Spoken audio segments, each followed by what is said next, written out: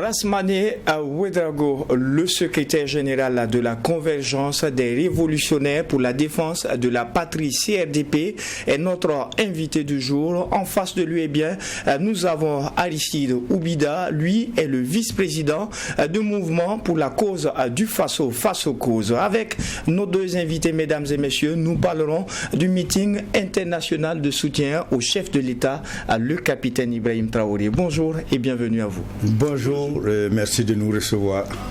Bonjour Monsieur Kaboré, merci de nous recevoir. C'est un plaisir de vous avoir et je commence avec vous, Rasmane Ouedraogo, qui êtes le secrétaire général, je l'ai dit, de la Convergence des révolutionnaires pour la défense de la patrie. Comment est-ce que vous justifiez aujourd'hui, nous sommes au 30 avril, où le monde entier a décidé d'apporter son soutien au président du Faso? Que représente pour vous une telle date? Une telle date, pour moi, c'est le monde entier a éprouvé dans son ensemble de la nausée par rapport à l'injustice qui nous frappe, par rapport aux prises de position, par rapport aux intrigues qui sont en train de se nouer autour de notre pays pour juste ces options, pour juste les objectifs qui s'est définis, pour juste la souveraineté qu'il revendique, pour l'intégrité territoriale qu'il doit assurer. Donc, toutes choses qui sont des causes justes, et on ne comprend pas quelles sont les... Enfin, on sait, mais officiellement on ne dit pas quelles sont les causes profondes de ce harcèlement-là. Alors, pour voir ici, Loubida, qu'est-ce qui pourrait justifier un tel engouement au niveau de l'international pour soutenir le capitaine Ibrahim Traoré en ce jour 30 avril? Merci. Je pense que il faut voir la chose parce que ça vient de très loin. Nous avons suivi tout ce qui s'est passé en Afrique et tout le monde entier a suivi avec les grands leaders africains tels que Thomas Sankara et Lumumba qui ont été assassinés. Et les gens ont eu un sentiment d'avoir abandonné le peuple. Donc aujourd'hui, que le capitaine Ibrahim Traoré essaie d'aller dans la même lancée que ces grands leaders africains, on se rend compte qu'il y a des pouvoirs externes qui veulent l'éliminer. Et dans ce sens, les Africains se sont rendus compte que là, il faut réagir. Parce qu'on ne peut pas se laisser faire comme dans le passé. Donc c'est ce qui a suscité cet engouement, d'abord au niveau international, qui montre que tous les Noirs du monde sont vraiment solidaires avec ce panafricanisme que le capitaine Ibrahim Traoré a amorcé. Voilà. Quand on regarde, il y a quelques semaines, il y a eu la récente tentative de déstabilisation. On a vu le ministre de la Sécurité donner un certain nombre d'informations. Le chef du gouvernement est également revenu là-dessus il y a tout juste quelques jours. On n'oubliera pas les propos d'un général américain aussi. Est-ce que vous comprenez toute cette pression qui pèse sur les épaules du Burkina avec cette tentative? Qu'est-ce qui ne va pas dans la dynamique au point de susciter autant de méfiance, autant d'entreprises? C'est la même peur que nous avons vécue et connue sous Sankara qui se renouvelle. Pour vous, l'histoire se répète? Pour nous, l'histoire se répète. Et c'est l'espoir que cet homme avait apporté avec lui, qu'il avait porté sur ses épaules, la mobilisation qu'il avait su faire, la conscientisation qu'il avait réussi. Vous savez, l'Occident n'a pas intérêt à ce qu'on ouvre les yeux. L'Occident a toujours marché dans cette combine-là. On s'est rendu compte tout de suite après. Qu'est-ce qu'on perd, qu'est-ce qu'on a perdu jusque-là? Le fait de nous enfermer dans le franc CFA, le fait que même notre argent soit édité à partir de l'Europe, pour l'exploitation minière, nous prendre notre or pour aller le traiter ailleurs et venir nous définir les quantités. Tout ça montrait qu'il y a des organisations qui sont mises en place pour nous maintenir. Du reste, on a entendu, grâce aux réseaux sociaux et tout, des généraux, des hommes pas les moindres, qui disent que perdre l'Afrique, c'est l'Europe qui va aller vers sa destruction. Le Burkina Faso est un pays central. Le Burkina Faso, contrairement à ce qu'on nous avait dit, même à l'école primaire, c'est un pays pauvre que nous-mêmes nous avions à l'époque intégré. Le Burkina Faso, c'est un pays pauvre au milieu des autres pays. Aujourd'hui, on se rend compte qu'il y a de l'or. Aujourd'hui, on se rend compte que sur la base de la mobilisation, on peut se sortir sur le plan agricole. Aujourd'hui, on se rend compte que la fameuse zone qu'on croyait être une zone pauvre renferme des richesses. Cette jonction avec le Mali, avec le Niger, va faire de nous une puissance. Moi, je crois, j'ai toujours dit ça même à des camarades, ne pensez pas un seul moment que l'Occident va nous laisser un moment de répit, parce que c'est leur survie. Leur survie dépend de ça, de notre soumission. Si nous nous arrachons de leurs mains, l'Occident va perdre le terrain. Ils le sont déjà, parce que l'économie chinoise, il n'arrive plus à faire face à l'économie chinoise. Trump, arrivé au pouvoir, a montré par ses agissements que l'Europe n'existe pas sans les États-Unis. Il ne reste maintenant pour eux que de maintenir la pression sur l'Afrique, la seule zone où, de toute manière aussi, la zone qui renferme le plus de richesses au monde. Ça aussi, ça ne se cache pas. Le coltan, c'est nous, l'or, c'est nous, le pétrole, c'est nous, tout. Alors, il faut qu'on sache protéger nos richesses, il faut qu'on sache protéger, définir nous-mêmes nos politiques, définir nos objectifs. C'est à ce prix-là qu'on va s'en sortir. Mais ça ne va pas se passer de façon aisée. Et tout autour de nous, vous avez vu comment ils se servent, l'Occident se sert des vallées locaux intermédiaires. Des gens avec qui nous avons vécu des milliers d'années, des millions d'années, aujourd'hui se braquent sur la base seulement de leurs propres intérêts. Ils sont devenus nos ennemis. Pour nous mettre la Côte d'Ivoire à côté, où nous avons près de 5 millions d'habitants. Grâce à nous, c'est grâce au voltaïque, et l'histoire le dit, c'est nous qui avons posé les rails. Le rail de leur développement. Nous sommes en interland. C'est par nous que ça passe pour aller atteindre les autres pays. Donc il ne fallait pas nous laisser prendre des aises. Et c'est un peu ça qui explique aussi tout ce harcèlement. Puisque vous parlez de la Côte d'Ivoire, je profite de la perche étendue. Est-ce qu'aujourd'hui, au niveau de l'AES, parce que c'est là aussi l'autre réalité, est-ce que nous pouvons nous en sortir sans une réelle collaboration assez sincère avec les pays qui nous entourent? Est-ce que le Burkina, le Mali, le Niger pourront y arriver si, à chaque moment de lutte, on doit regarder dans le rétroviseur que fait tel ou tel voisin? Mais on n'a jamais dit qu'on ne coopère pas avec le reste des pays de la CEDEAO. Du reste, de toute manière, il n'y a pas longtemps, il y avait le Conseil de l'Entente. Le Conseil de l'Entente existait dans le cadre de la CEDEAO qui existait aussi. Il y a la Fédération du Mali qui avait été tentée. Il y a des fédérations, c'est-à-dire dans l'histoire des pays, il y a des moments où il y a des regroupements qui s'opèrent, comme il y a des séparations. La Mauritanie était là. Au niveau de l'UEMOA, la Mauritanie s'est retirée, a créé sa monnaie, mais la Mauritanie vit toujours. Pourquoi il n'y a pas cette haine-là? Nous disons, nous voulons à trois. C'est un regroupement de toute manière naturel, le Liptako Gourmand. On a cette habitude de travailler ensemble, on vit les mêmes conditions de choses, donc c'est plus facile pour nous d'être forts avant, parce qu'on se rend compte qu'on n'est pas à l'aise au niveau de la CEDEAO. Nous voulons constituer d'abord un premier pas où on est à l'aise du point de vue politique, du point de vue économique, avant d'aller rejoindre. Cela n'empêche pas, c'est pas pour rien, même dans la définition de la coalition, on a dit qu'on n'interdit pas la libre circulation des biens et des hommes. Donc l'AES a déjà montré sa prédisposition à travailler avec les autres. Rien ne dit aussi que même à l'heure actuelle, au sein de la CEDEAO, d'autres États ne vont pas se retrouver dans un cadre précis. Donc pourquoi nous condamner? Mais ça ne trompe personne. On l'a vu, toute la manipulation de l'Occident, soit de nous ramener par force, soit de nous agresser, soit d'empêcher des nouveaux qui veulent adhérer, comme le Tchad, comme le Togo et tout. Il y a un engouement et c'est ça, il ne faut pas laisser faire. Alors, Alcide Oubilia, qu'est-ce qui dérange tant dans la dynamique actuelle du Burkina, du Mali et du Niger, au point de susciter, je l'ai dit, en termes de timing, quand on regarde, il y a quelques semaines, une énième tentative de déstabilisation, et aussi quand on regarde les propos du général américain.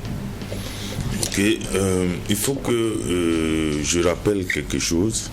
Je pense qu'en 1970, il y a le général Diap, vietnamien, qui disait que l'impérialisme est un mauvais élève.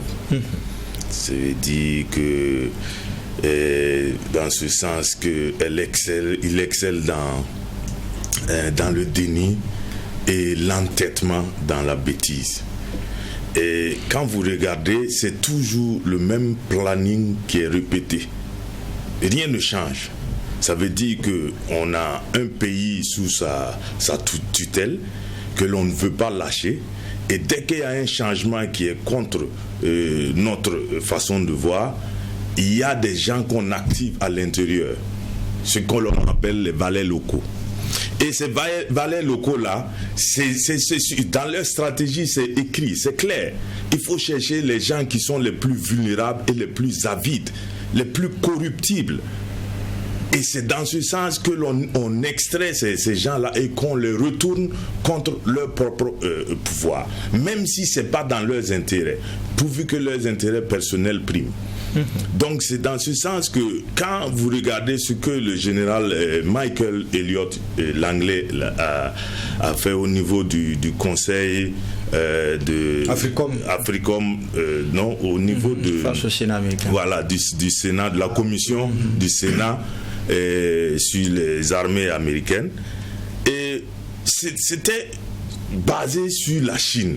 Mais comment c'était basé sur la Chine? C'est parce que tout simplement la Chine est en train de prendre du terrain.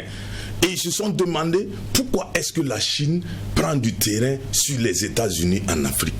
Mais la réponse même, ils l'ont donnée sur place là-bas. La Chine prend ce que vous avez fait de mieux et il le développe pour le proposer aux Africains. Et c'est simple, la Chine vous fait des installations, vous construit des infrastructures, cadeau dans certains pays qu'on l'a vu, cadeau. Et maintenant vous voulez quoi? Quand il y a des marchés, des futurs marchés, entre vous et la Chine, qui va-t-on choisir? Bien sûr que c'est la Chine, parce que les Africains aujourd'hui ont les yeux ouverts. Comme on dit, on ne piétine pas les testicules d'un aveugle 2 fois. Mais chez nous, on nous a piétiné nos testicules au moins 10 000 fois. Mais aujourd'hui, les gens ont les yeux ouverts. Et petit à petit, ça vient. Ça va arriver. Et ce qui est important, il faut remarquer que l'AES, c'est quand même un point central. Un point central même pour l'Africom, de surveillance de tout ce qu'il y a autour. Aujourd'hui, ils n'ont plus accès à cette zone géographique. Donc, ils sont obligés de se rabattre sur la Côte d'Ivoire, le Bénin, et le Sénégal, et tout ça. Et tout ça, ils l'ont dit au niveau de cette rencontre, de cette audition du général Langlais de Africom.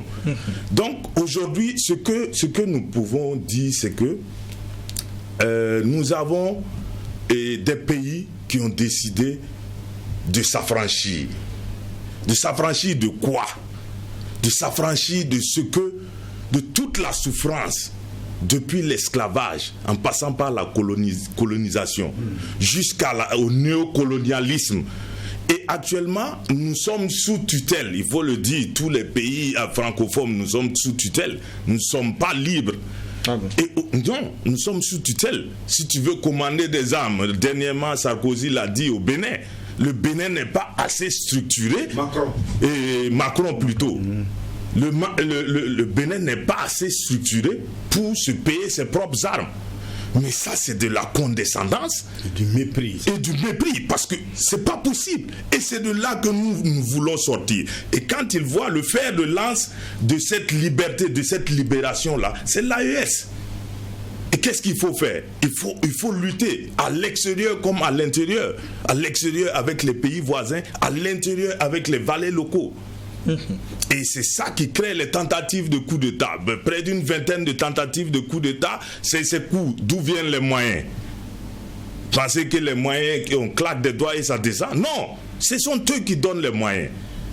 Et il faut tomber sur des gens qui méprisent leur patrie pour pouvoir exécuter ces basses besognes-là.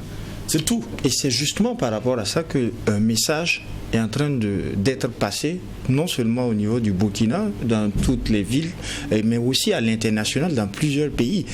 La question où je vais revenir, c'est qu'aujourd'hui, quand on regarde, on parle de l'impérialisme, on parle de l'international qui essaie de déstabiliser l'alliance des États du Sahel, mais c'est toujours passant par un compatriote qui peut être burkinabé, qui peut être malien, qui peut être ivoirien. Et la question que je vais poser, est-ce que l'on repense, est-ce que l'on se souvient des leçons? En 2012, lorsque le Mali faisait face déjà au terrorisme, est-ce que l'on se souvient de comment le Mali s'est débrouillé? Beaucoup étaient dans la quiétude. Je donnerai le Burkina. On cite un exemple, un certain nombre de personnes qui étaient reçues ici à Ouagadougou. Est-ce qu'aujourd'hui, les pays qui nous entourent sont conscients du rempart que constitue l'AES? Est-ce qu'aujourd'hui, face à cette réalité, on est conscient du fait qu'il faudrait soutenir et non pas déstabiliser? Si le Burkina, le Mali et le Niger cèdent, les pays côtiers vont en pâtir, Asmane Ouedraogo.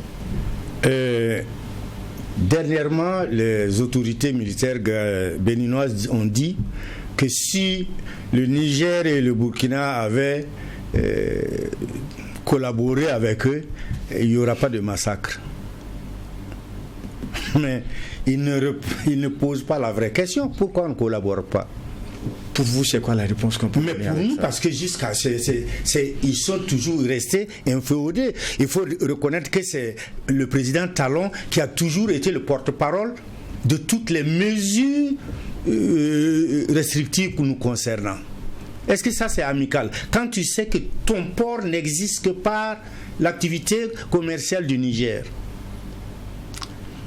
est-ce que c'est parce qu'il a eu d'autres propositions plus alléchantes qu'il s'est permis ça? C'est-à-dire par intelligence, même par logique simple, il aurait dû dire non, c'est mon voisin. Nous, notre économie dépend en grande partie de ces pays-là parce que c'est notre port qui fait rentrer le plus d'argent au Bénin.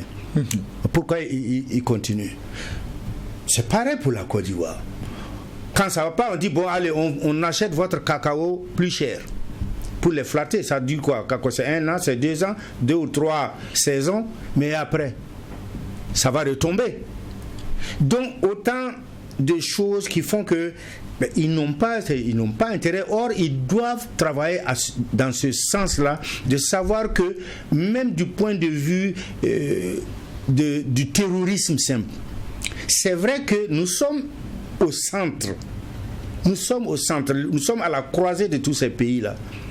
Tu quittes le Bénin pour aller au Niger, tu passes ailleurs, tu passes par soit le Bénin, soit le Burkina, soit le Mali. Donc, quelque part, nous recevons toujours les contre-coups les premiers.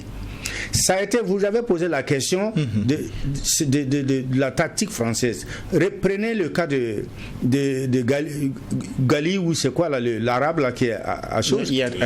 Voilà. Vous avez vu? C'est-à-dire,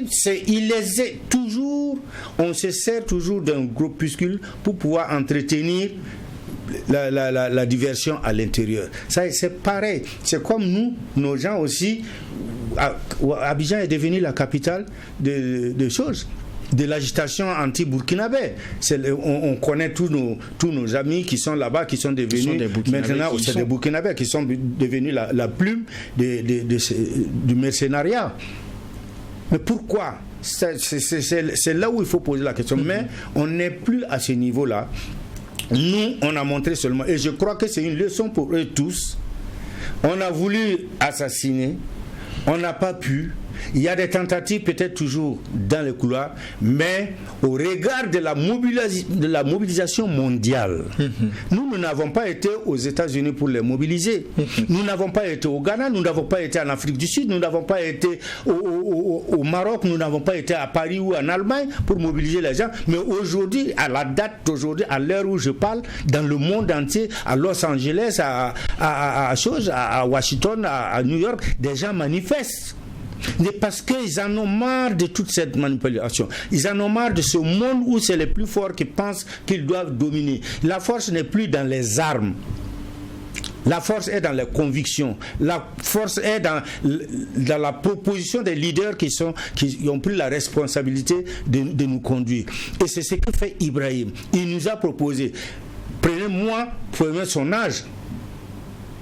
J'aurais pu dire, je reste à la maison, j'ai plus de 70 ans.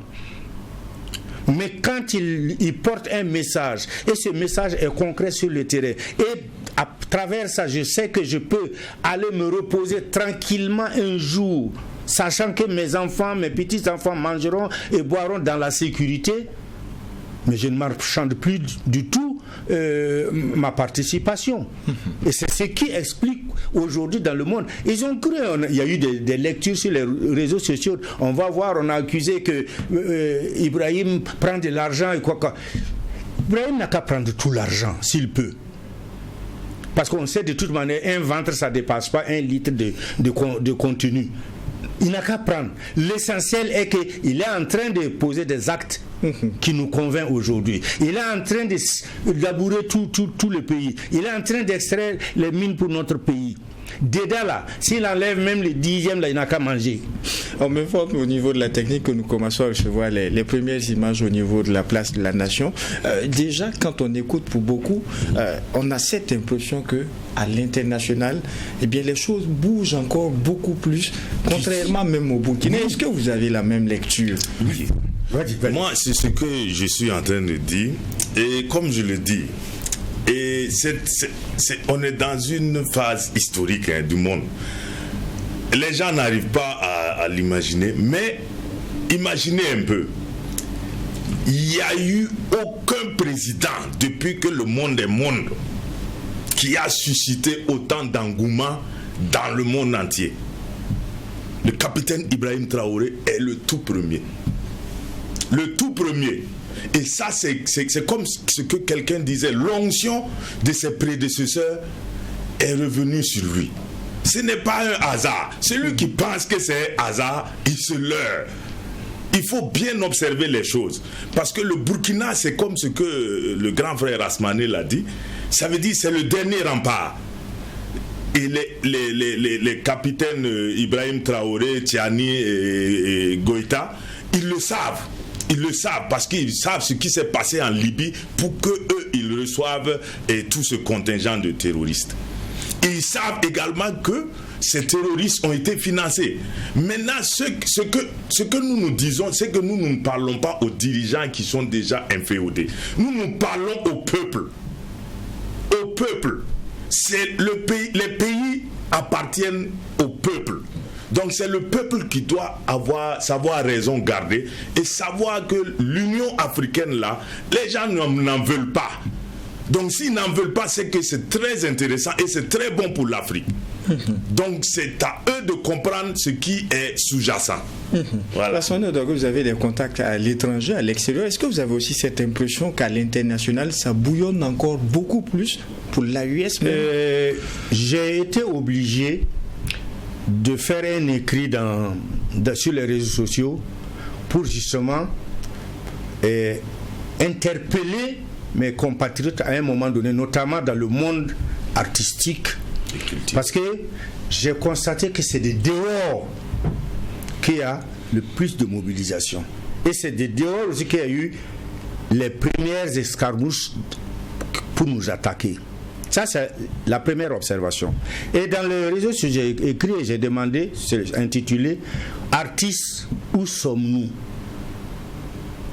Quelle est notre position? Pourquoi on se tait ?»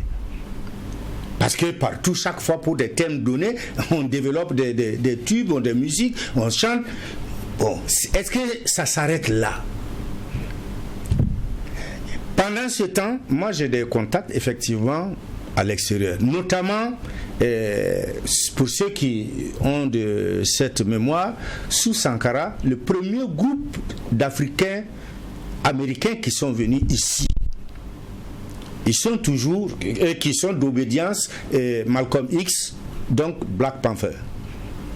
Moi j'ai tout obligé d'écrire, j'ai dit, vous voyez, voilà ce qu'on veut faire au pays de Thomas Sankara. Est-ce que vous allez vous asseoir? C'est comme ça que ça a commencé. De la même chose avec quelques branches qui sont en Afrique du Sud. Et ça a commencé à bouger. Mais dans la même nuit, je vous jure, vous ne pouvez pas vous imaginer toutes les propositions de TikTok, de quoi qui sont sorties. On dirait qu'ils attendaient ça depuis longtemps. Et quand tu écoutes les messages, c'est-à-dire que c'est de Haïti jusqu'à Haïti, c'est des haines cachées depuis longtemps, enfouies au fond de... Tout est sorti.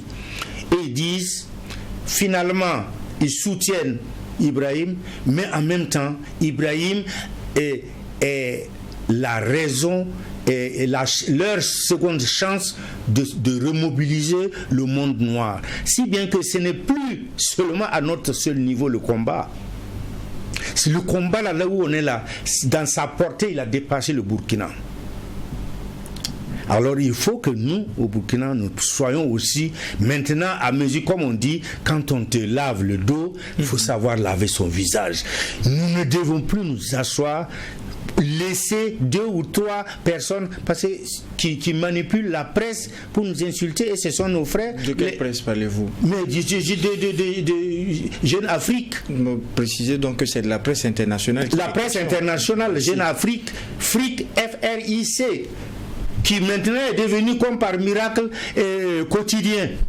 C'est devenu un journal quotidien, mais sa quotidienneté s'arrête seulement au problème du Burkina. C'est étrange ça. C'est étrange ça. C'est pour cela qu'il ne faut plus seulement voir. C'est ça. Qui est derrière tout ça? C'est la France, c'est l'Europe. Aujourd'hui, au niveau du mouvement Face aux causes, quel est le message que l'on adresse au travers de cette journée où vos militants sont aussi dans la rue, sur tout le territoire national avec les populations? Aujourd'hui, Face aux causes, c'est le même message depuis sa création, qui a toujours prôné le changement générationnel et qui l'a obtenu maintenant et qui décide de ne pas lâcher ce changement-là et ce changement de paradigme. Et donc, Face aux causes, c'est un message de rassemblement, un message, un cri à l'endroit des cœurs des militants et ceux qui doutent toujours. Parce que comme le grand frère l'a dit, lavons-nous le visage. C'est très important. C'est pas joli que de l'extérieur on nous soutienne plus que ce que nous-mêmes nous faisons à l'intérieur. Donc le message que nous lançons... Chacun a peut-être sa raison. J'ai entendu quelqu'un le dire hier. Je ne suis pas politicien, je n'ai pas à me mettre dans ces histoires. Qu'est-ce que vous répondez peut-être à ces personnes? Ce n'est plus une question de personne. Actuellement, nous ne sommes plus à une question de personne. Nous sommes à une question de continentale. Ça veut dire c'est maintenant la liberté de l'Afrique que nous parlons. Et tout le monde est africain. On n'a pas besoin d'aimer tel ou Y personne. Tout le monde est africain. Donc tout le monde doit s'engager parce que c'est une lutte pour nos descendants. Qu'est-ce que les gens veulent? Que dans le futur, on continue à les traiter comme des moins que rien? Non. Je pense que tout le monde sait à l'intérieur de lui-même que les pays africains doivent s'unir pour être très forts et très percutants. Voilà. Rasmane, qu'est-ce que vous répondez à cela? La question, je reviens un peu à la question que vous lui avez posée, et c'est tant mieux, parce que ça me permet de faire la jonction. Et la semaine passée, j'étais à Gourcy, dans le cadre de leur invitation, pour parler justement de la RPP, la Révolution Populaire Patriotique, qui est une continuation de la RDP. Ok? Et les missions qui sont les nôtres. Parce que comme on dit, il y a plusieurs, vous avez vu, avant tout, il y a eu un engouement autour du président. Mais chacun est allé un peu avec une idée juste ou fausse des missions. Donc nous, par exemple, à la CRDP, nous ne sommes pas un mouvement forcément pour faire de la mobilisation ou des choses, mais nous voulons aller là où il y a ces mobilisations pour expliquer, parce qu'il n'y a rien de plus fort que quand quelqu'un est convaincu de quelque chose. C'est pas quand quelqu'un est passionné. Il y a la passion et après la passion vient la conviction. La conviction aussi vient de la compréhension, de la juste compréhension des choses qu'on a.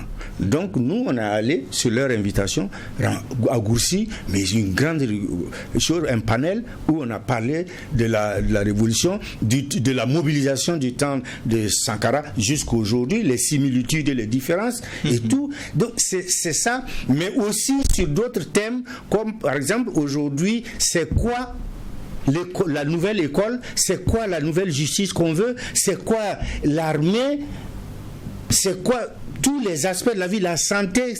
Aujourd'hui, on est content de savoir que, par exemple, de façon un peu volontariste, comme son prédécesseur Sankara d'ailleurs, tu as eu Ibrahim en train de s'aimer des outils partout dans le pays, et ces outils-là doivent rentrer dans une cohérence politique et idéologique.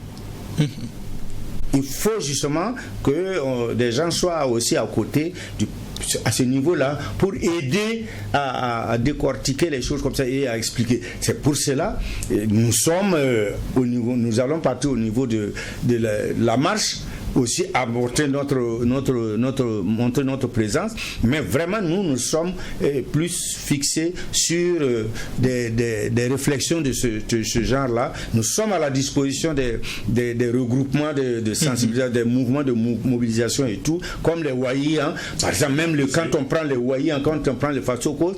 Aujourd'hui, là, il faut que ce soit des associations différentes des associations passées. Qui portent les choses. Il faut qu'ils portent des choses, il faut qu'ils trouvent en tant que Wayi, leur intérêt, mais aussi l'intérêt surtout du pays. Qu'on explique plus leur rôle, qu'est-ce qu'ils peuvent faire pour garder la cohésion et la cohérence entre eux et tout, et ne pas rentrer dans les histoires de Yembe, de quoi qui a divisé sous les partis politiques. Bon, c'est fragile, on se retrouve, on tape le tam-tam, le chef vient, on réclame toujours des choses, aidez-moi chef. Finalement, nous devenons les complices des vols des chefs parce qu'il n'a pas une fortune extraordinaire, mais si les paysans disent d'amener, ils veulent un puits, ils veulent un moulin pour les femmes, ils veulent un terrain pour les jeunes, bon, s'il y a un voleur qui peut faire ça. Rasmane Ouedraogo, oui. Une dernière question pour vous. Nous avons l'occasion de vous avoir eu égard à votre expérience. Vous avez été proche du président feu, le capitaine Thomas Isidore Noël Sankara. Aujourd'hui, vous connaissez le capitaine Ibrahim Traoré, vous connaissez l'histoire. Beaucoup ont eu cette crainte que l'histoire ne se répète. Il est vrai, le capitaine aujourd'hui l'a dit, les mêmes erreurs ne seront pas commises. Quel est le message que vous apportez à la jeunesse africaine aujourd'hui? Je commence à dire, avec toute la réserve qui sied en la matière, qu'il faut que le capitaine d'abord prenne conscience qu'il n'est plus le simple capitaine là. Et je le lui ai dit le jour de son accession, quand j'étais vers la présidence, j'ai dit la charge que vous portez, elle est très lourde. Et nous sommes variés, nous sommes nombreux. Nous avons des désirs et des choses nombreuses pour satisfaire tout ça, c'est compliqué. Mais la force viendra toujours du peuple. Aujourd'hui, il n'a pas besoin de dire, de venir se regrouper, faire une marche. C'est spontané, c'est spontanément qu'on est en train de sortir. Il n'a pas dit de sortir. Il n'a jamais dit, parce que c'est un jour de travail en plus. Il n'a pas dit. Contrairement à des gens comme Newton qui me montrent à côté, qui pensent qu'on nous a payé. Non, Ibrahim n'a pas l'argent pour nous payer. Il n'a pas l'argent pour nous payer. S'il tente, on va refuser. Il faut qu'il sache ça. Nous venons parce que le Burkina là, nous savons que on lutte, c'est pas seulement pour le Burkina, mais c'est pour l'Afrique. Parce que nous avons eu cette conscience depuis ce temps de la révolution là, et qu'on sait que la lutte ne s'arrête pas. Deuxièmement, très rapidement. il faut intégrer tout le monde. Lui, il doit être un homme d'écoute. C'est vraiment ce qu'il fait actuellement, et d'ailleurs même il le fait bien, parce que à un moment donné il se laisse aller, il veut aller être le militaire. Nous avons besoin de leaders. Donc, comme à Ouagadougou, une fois, on m'a envoyé dire la nuit ici que si vous avez les possibilités, dites au capitaine de ne pas sortir, faire les patrouilles. Je dis, mais c'est un militaire, on ne peut pas l'attraper. Merci Rasmane Ouedraogo. Je rappelle que vous êtes le secrétaire général de la Convergence des révolutionnaires pour la défense de la patrie CRD. Et merci à vous, Aristide Obida, vous qui êtes le vice-président du mouvement pour la cause du face aux causes. Merci à vous deux d'avoir accepté cette invitation en ce jour où je sais vous êtes pressé d'aller rejoindre la population. Merci à vous. Également, merci à vous, auditeurs et téléspectateurs des médias leaders True TV et Watt FM. Merci sur le FM donc ce numéro du Déj Info de True TV. En attendant de vous retrouver, Dieu voulant, pour un autre numéro, non seulement portez-vous bien, mais aussi et surtout que Dieu bénisse le Burkina Faso. Merci.